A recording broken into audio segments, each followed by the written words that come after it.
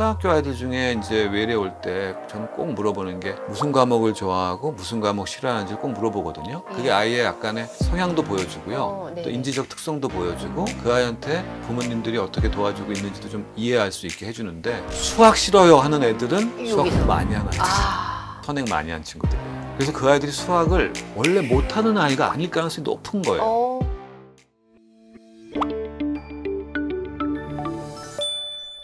그리고 4에서 7세에 반드시 쌓아야 할 두 가지 축으로 하나는 조절 능력을 강조해 주셨고 하나는 정서지능을 강조해 주셨어요. 맞아요. 정서지능 어떤 의미로 말씀해 주실까요? 정서지능과 아까 얘기한 조절 능력의 정서 조절이 서로 연결돼 있긴 한데요. 네. 정서지능은 조금 다른 게 향후 공감 능력 발달과 관련이 돼요. 공감 능력. 네. 그러니까 지금 이 시기 때는 공감을 기대하기는 좀 어려워요. 네. 아주 기초적인 공감은 가능해요. 누가 아파서 울고 있으면 왜 그래 하고 이렇게 들려주고 엄마가 울고 있을 때 휴지를 갖다 주면서 엄마 괜찮아? 뭐 이렇게 물어보는 이런 거는 다 할 수 있는데 진짜 공감이라고 하면은 생각을 다른 사람의 생각을 그리고 다른 사람의 입장을 네네. 이제 이런 게 이해되기 시작하는 게 진짜 공감인데 4, 7세는 그건 어렵죠. 네. 자기중심성이 아직도 굉장히 강하고요. 그러니까 이제 엄마 생일 선물을 자기가 좋아하는 포켓몬 카드를 주잖아요. 엄마 생일 선물이야 했는데 뭐지? 포켓몬 카드야? 이게 뭐야? 근데 그때 이해해 주셔야 되는 거죠. 네. 걔한테는 최고의 선물을 준 거예요. 지겨운 포켓몬 이렇게 생각할 수 있는데 그때는 그렇게 반응하시면 안 되죠. 와 이렇게 귀한 포켓몬을 나한테 줬네 고마워 이제 이렇게 해주시면 되는 건데 이 시기에 최고의 선물이니까. 그렇죠. 네네. 그 아이가 제일 좋아하는 걸 엄마한테 준 거거든요. 그 과정은 그 아이가 얼마나 자기중심성인가를 보여주는 거거든요. 네네. 공감, 네. 타인의 입장, 타인의 생각을 이해하는 건 어렵죠. 그런데 정서지능은 그거를 시작하는 단계에서 한 단계 한 단계를 만들어가는 공감의 초기를 만들어줘요. 그러니까 정서지능이 좋은 아이들은 타인하고의 욕구를 이해하게 돼요. 쟤가 저걸 좋아하네? 쟤하고 놀 때는 내가 이 노는 요것만 갖고는 안 되겠구나. 쟤는 레고를 좋아하니까 포켓몬만 자꾸 내가 하자 그러면 안 되겠네. 엄마 나 레고 좀 배울래. 네. 이렇게 나가요 애들이. 그게 공감의 시작일 것 같아요. 공감의 시작이에요. 그러니까 와, 결국 네네. 공감도 놀이상호작용에서 나와요. 상대방의 욕구를 아는 게 일단 1번이에요. 제가 볼 때는. 상대방의 생각을 안다는 거는 뭐 그 사람이 무슨 뭐 고차원적인 이걸 이해하는 게 아니라 저 사람이 어떤 걸 하고 싶어 하지? 네네. 어떤 건 하기 싫어하지? 이걸 알기 시작하는 거예요. 공감이 본격적으로 발달하는 시기는 언제인가요? 초등학교 저학년 때부터 저학년 시작되죠. 때부터. 난 초등학교라는 시기를 왜 만 7세에 만들었을까를 생각할 때마다 네네. 깜짝깜짝 놀라는 게 네. 어떻게 이렇게 디자인을 했지? 다 우리 의미 아이들의 있어요? 발달과 딱딱 맞게. 그러네요. 네, 그래서 제가 교육과정이라는 게 절대로 누가 그냥 대충 잘라가지고 야 이렇게 해 이렇게 하는 게 아니구나. 쌓인 아이 양육 경험을 공교육 안에 도입시킨 거예요. 뭐 네네. 공감이라고 하는 거의 시작, 거기에 뇌 발달의 시작도 그 시기에 시작이 돼요. 초등학교 저학년 때. 그런데 그거의 출발점이 4세, 7세 사이에 천천히 이루어지는데 그 과정의 핵심이 놀이를 통한 상대 욕구의 이해, 욕구라는 건 두 가지다. 하고 싶어 하는 거, 하기 싫어하는 거. 여자애들한테 이렇게 만졌더니 여자애들이 굉장히 싫어해요. 너 왜 날 만져? 막 이러면서. 뭐 묻잖아. 남자애들은 만져도 덤덤하고 같이 때려 막 어떨 때. 그런 것도 즐기는 놀이가 돼. 그러니까 이게 굉장히 차이가 있는데 물론 개인차가 있지만 그 만지는 거 싫어하는 거 딱 경험하고 나면 만지는 거는 얘는 굉장히 싫어하는 아이구나 하는 걸. 이렇게 하지 말아야지. 그렇죠. 그 다음에 이렇게 하지 말아야지. 만지지 말고 먼저 가서 얘기를 해야지. 눈을 맞추고 만져도 되니라고 물어봐야지. 그 정도까지 갈 수 있을 것 같아요. 요거까지 갈 수 있죠. 갈 수 있죠. 그거 갈 수 있어요. 그거 이제 거기 이제 엄마나 선생님이 좀 도와주시면. 그리고 그렇게 얘기하면 잘했어 철수야 이렇게 얘기해주면 굉장히 강화가 되죠. 그 행동이. 그러니까 그런 거를 해내는 게 정서지능이에요. 그게 바로 이 아이가 학교 들어갔을 때 꼭 필요한 것 중에 하나인 사회적 기술. 친구를 만들기 위한, 친구와 관계를 유지하기 위한. 그게 이때 만들어지는 건데 그게 정서지능이라고 하는 데서 출발하더라. 그러니까 그거를 우리 4살, 5살, 6살 때 잘 키워줍시다. 이렇게 얘기하는 거죠. 학령기 때 반드시 필요한 그리고 그때 당시에 만들어지는 공감을 할 수 있도록 그렇죠. 디자인하고 토대를 만드는 네. 시기가 4에서 7세. 이때죠. 교수님 말씀 들으면 들을수록 4에서 7세가 정말 학령기를 준비하는 과정에서 굉장히 중요한 시기라는 네. 생각이 들거든요. 학령기를 공부를 준비한다고 해서 기탄 수학 10페이지씩 풀게 하지 마세요, 제발. 영어 유치원 보내고. 영어 유치원, 우리 영어 유치원 관계자한테 죄송한 얘기지만 영어 좋아하는 애만 갈 수 있게 해주세요. 제 외래 오는 친구들 중에 틱 아이들이 많거든요. 틱 아이들. 틱 아이들의 악화와 연관되어 있는 것 중에 학원 프레시가 그렇게 많아요. 특히 만 6세 때 생기는 틱.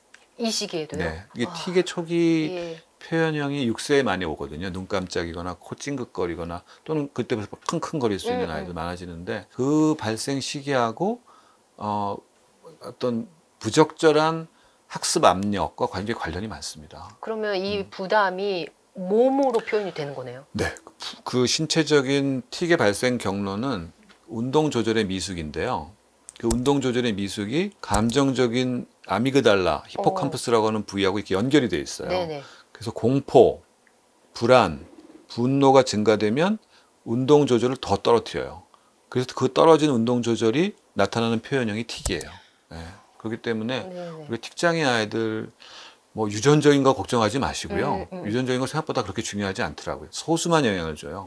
대부분의 아이들은 그런 기질적 성향하고 운동 조절 발달이 개인차가 있으니까 그거하고 정서적인 환경 스트레스예요. 그 두 개를 잘 이해하시면서 환경적으로 그 아이한테 과도한 압박을 주지만 않으셔도 악화되는 걸 막을 수 있고요. 학령기를 좀 단단하게 맞이하고 준비하기 위해서 부모님들이 이 시기에 꼭 놓쳐서는 안 돼. 한 3가지 포인트만 짚어주신다면요. 이 학령기를 잘 지내는 아이들의 특징은 일단 첫 번째는 완전히 새로운 환경에 대한 적응 과정에서 특히 또래 관계에 대한 적응이거든요. 네네. 그리고 선생님이라고 하는 굉장히 중요한 분이 권한이 엄청 많죠. 유치원 네네. 때보다. 돌본다는 경험보다 이제는 지시, 나는 수행 이런 관계가 많기 때문에 그런 위계에 대한 대인관계 경험 그리고 또래와의 의사소통과 네. 즐거운 놀이 활동을 위한 배려, 소통의 경험. 이게 첫 번째인 것 같고 제가 볼 때는요. 두 번째가 이제 학습이죠. 학습. 네, 학습. 그러니까 이게 따라갈 수 있어야 돼요. 인지적인 내용들을. 학습에 대한 부분들이 중요하다고 생각을 하고 근데 거기서 많이 오해할 수 있는 게 학습이라는 거를 미리 시키면 예. 더 잘 따라가잖아. 오해예요. 너무 시키면요. 네네. 진짜 학습이 재미가 없어져 버려요. 새로운 게 아무것도 없으니까요. 네. 다 아는 건데 내가 왜 또 앉아서 이걸 들어야 되지라는 게 생깁니다. 우리 아이들 마음속에. 네네. 중고등학교만 선행학습이 학습 동기를 떨어뜨리는 게 아니에요. 초등학교 저학년 아이들도 학습 동기 떨어뜨리는 중요한 이유 중에 하나가 선행학습일 수 있어요. 그래서 초등학교 아이들 중에 이제 외래 올 때 저는 꼭 물어보는 게 무슨 과목을 좋아하고 무슨 과목 싫어하는지를 꼭 물어보거든요. 그게 예. 아이의 약간의 성향도 보여주고요. 또 인지적 특성도 보여주고 그 아이한테 부모님들이 어떻게 도와주고 있는지도 좀 이해할 수 있게 해주는데 수학 싫어요 하는 애들은 수학 공부 많이 하는 아이들. 진짜로. 선행 많이 한 친구들이에요. 그래서 그 아이들이 수학을 원래 못하는 아이가 아닐 가능성이 높은 거예요. 나중에 학습평가에 보면 그렇게 나와요. 너무 슬픈 현실이네요. 근데 수학을 정이 떨어진 거예요. 예. 아무 의미 없는 이 숫자들의 나열들을 내가 이걸 왜 외우고 있나 하는 거를 모르는 상태로 기초학습이 되고요. 네네. 선행학습이 되고요. 학교 들어오면 그걸 또 배워요. 그 재미없었던 과정을. 걸. 그러면 어렵게 느껴져요. 사실 4에서 7세가 학령기를 준비한다는 그 부분을 요즘 부모님들이 학습을 준비하는 시기로 네. 생각을 많이 하시거든요. 네. 여기서 놓치는 부분도 있을까요? 학습을 준비하는 건 부분적이고 네. 학습을 루틴화하는 아이의 경험들을 쌓아가는 게 첫 번째예요. 네네. 근데 그 학습을 루틴화하려면 음.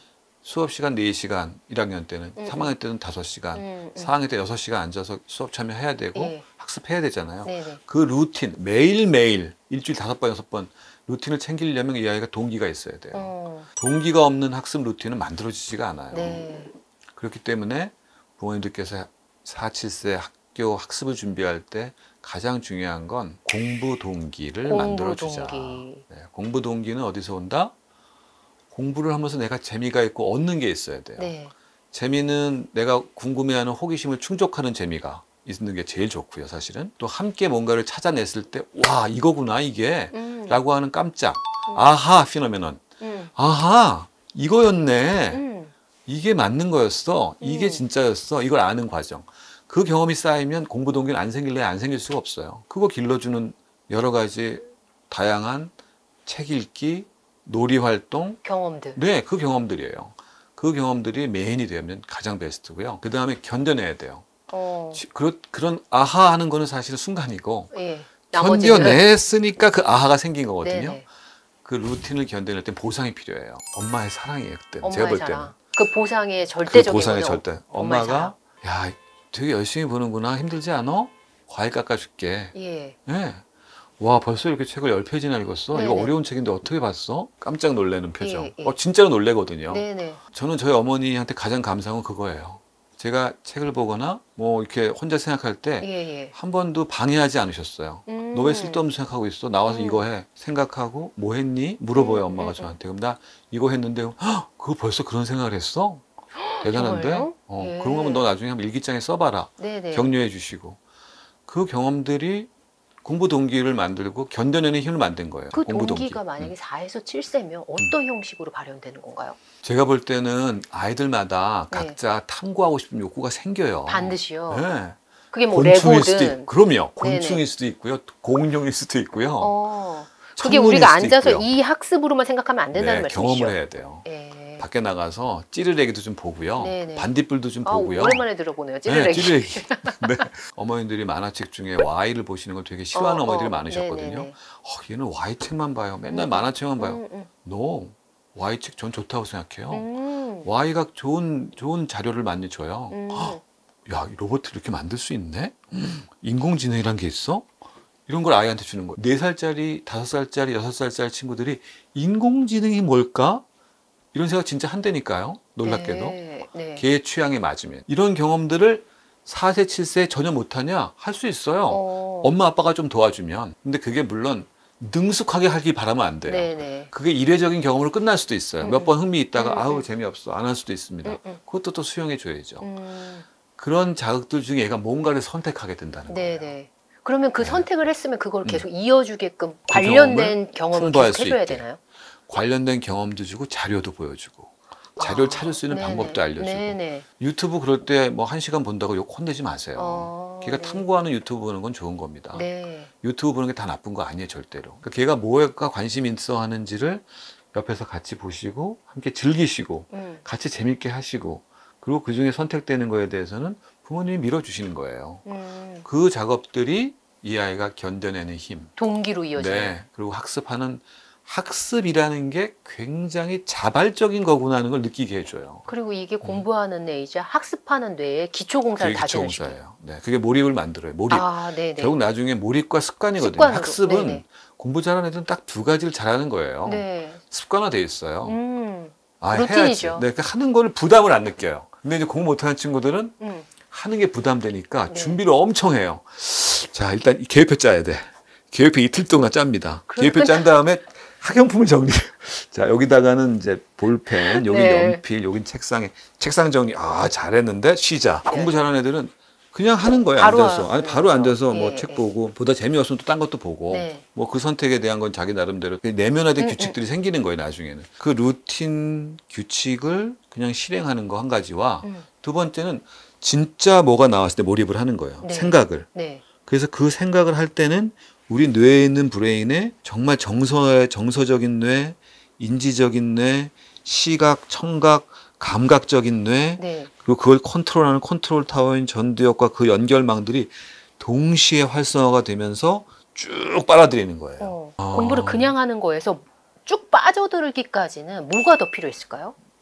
아하가 쌓여야 돼요. 아하가 쌓여야 돼요. 많이 쌓여야 되고요. 그거는 예. 4세, 7세 때는 안 돼요. 그거는 제가 볼 때는 청소년기 때 그런 경험을 할 수 있으면 최고인 것 같아요. 근데 그 전에 네. 작은 아하들을 좀 쌓아. 작은 아하들이 이제 쌓여지는 거죠. 그리고 보상이 연결돼야 돼. 부모님의 보상. 네, 부모님의 보상이. 네. 부모님의 역할 역시 중요해요. 그래서- 끌고 가는 게 아니라 뒤에서 보상만 잘해주셔도 아이들은 알아서 발달하고 성장한다는 예. 저는 그런 생각을 갖고 있는데 물론 너무 알아서라는 걸 강조하고 싶지는 않고요. 부모님이 예. 관심 가지셔야죠, 당연히. 그래서 교수님이 공부를 잘할 수 있었던 그 배경, 비결에도 저는 어머님과의 초등학교 유대를 3학년까지는 강조해 주시더라고요. 저는 초등학교 3학년까지는 절대 잘하는 학생이 아니었어요. 잘하셨을 것 아니요, 같은데. 아니요. 저는 되게 예. 그러니까 선생님으로부터 귀여움은 받았어요. 이 예. 녀석 되게 귀엽네. 되게 싹싹하네. 네네. 이런 느낌은 줬지만 공부 잘하는 애 아니었어요. 그러셨어요? 예, 근데 예. 제가 또 더더군다나 위기도 있었죠. 3학년 때인가 그때 이 소수점 자리하고 분수 이런 거에 제가 막 헤매기 시작한 나눗셈. 네네. 그때 나눗셈 공포가 있었어요, 진짜로. 그러셨어요? 시험에 나눗셈이 네네. 나오면 나 이건 잘 이해가 안 가고 자꾸 뭔가를 빼먹어요. 네. 그래서 시간도 많이 걸리고. 근데 엄마랑 같이 어떤 문제 풀 일이 있었어요. 네네. 엄마가 뭐 갖고 온 문제집을. 예. 제가 또 그거 틀린다는 엄마가 알았겠죠. 예. 그러니까 이제 그걸 해주신 거예요. 네. 근데 내가 못 풀어. 헤매. 시간도 걸리고. 그러니까 엄마가 얘가 이 문제가 있구나 알고 이제 가르쳐 주시기 시작했어요. 예. 야, 이렇게 먼저 이렇게 한 자릿수를 옮겨야지. 그 다음에 뭐 이렇게 내리는 건 그 다음에 내리고 요 내린 게 합쳐지면서 빼는 거거든. 문제 이렇게 되고. 그래서 엄마가 이제 약간 짜증을 내시더라고요. 왜 이거 아까 했는데 못하니? 아, 교수님한테요? 하루 이틀을 하시다가 예. 어머니 뭔가 딱 느끼신 것 같아요. 안 이거는 되겠다. 내가 하면 안 되겠다. 내가 얘한테 가르쳐 주면 나도 화를 내게 되고 얘는 거기서 딱 위축이 되고 불안해지니까 더 헤맨다. 예. 그래서 이제 선생님 교대셨는지 하여튼 어디 그 인문학 국문학 선생님이었어요. 네네. 대학생. 네. 네, 졸업반쯤 되시는 분이었던 걸 기억을 해요.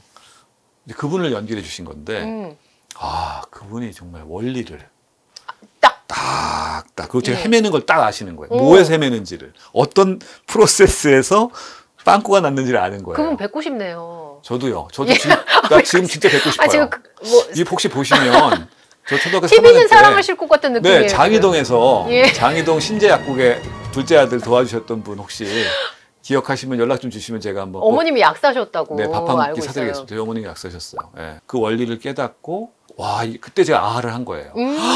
이렇게 하는 거야?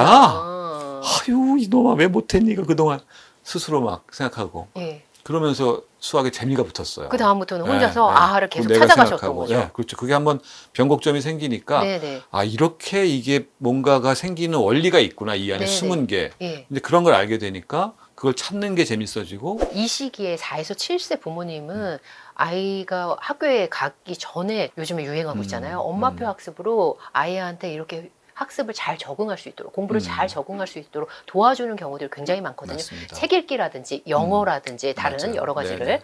엄마표 학습을 만약에 이 시기에 한다. 실패하고 성공의 가늠자 뭐가 있을까요? 엄마표 학습 때 제가 부탁드리고 싶은 거는 너무 큰 기대하지 마시고 시작하시면 좋겠다. 네. 저도 제 아이 태어났을 때 2살까지는 진짜 천재인 줄 알았거든요. 네. 말도 막 외국 국기 같은 것도 외우고 앉아있고 어. 혼자서. 그런 기대를 갖고 계속 걔한테 푸시했으면 걔 아마 못 견뎠을 것 예. 같아요. 기대를 일단 낮추시는 게 좋다. 일단 엄마표 학습은 잘 놀자 얘랑. 그러니까 글자 갖고 놀고 숫자 갖고 놀고 말 갖고 놀고 얘랑 같이 뭔가 주고받는 시간을 재미있게 가져보자. 일단 저는 그거를 전제로 하시면 제일 좋을 것 같고요. 두 번째는 걔 기질에 맞춰주자. 앉아있는 거 싫으면 같이 걸으면서 얘기하면 되고 앉아있는 거 좋아하면 또 누워서 얘기하고 그냥 편하게 디굴디굴하면 좋고 아이의 기질 활동 성향에 맞추자. 그리고 세 번째는 학습이라는 목표를 성취하고 연결하지는 말자. 경험과 연결하자. 경험. 이거 했더니 괜찮네. 이 책이 재밌었네. 경험이면 돼요. 독후감 써야지 해서 독후감을 또 못 써오면 야 이거밖에 못 써? 엄마가 이렇게 너한테 열심히 했는데 이렇게 하시면 안 되는 거죠. 교수님 핵심 질문일 것 같은데요. 4에서 7세 이 시기의 발달 과업을 한두 줄로 딱 정의해 주신다면, 요약해 주신다면요. 부모님들이 이 방향성대로 좀 따라했으면 좋겠다. 4세부터 7세까지는 본인 스스로의 동기를 가지고 자기의 몸과 마음을 조절할 수 있는 걸 배우고 평생을 살아가면서 추구할 수 있는 견디는 힘을 갖게 하는 시기다. 조절하면서 네, 견디는 힘을 힘까지 갖게 하는 시기다. 갖게 하는 시기다. 이걸 다 합치면 영어로는 이니셔티브예요. 네. 이니셔티브. 이니셔티브는 이렇게 잠깐 하고 마는 게 아니거든요. 꾸준히 해나가는 힘이고요. 자발성에 근거한 거고. 네네. 그리고 그걸 통해서 성취하는 즐거움을 느낄 수 있도록 스스로가 노력하는 그런 마음이거든요. 이니셔티브. 그게 한 단어로 표현할 수 있겠습니다. 네, 오늘 김봉룡 교수님의 말씀이 4에서 7세를 자녀를 둔 부모님들께 귀한 조언으로 다가갔을 것 같습니다. 함께해 주셔서 감사합니다. 네, 고맙습니다. 대기자 TV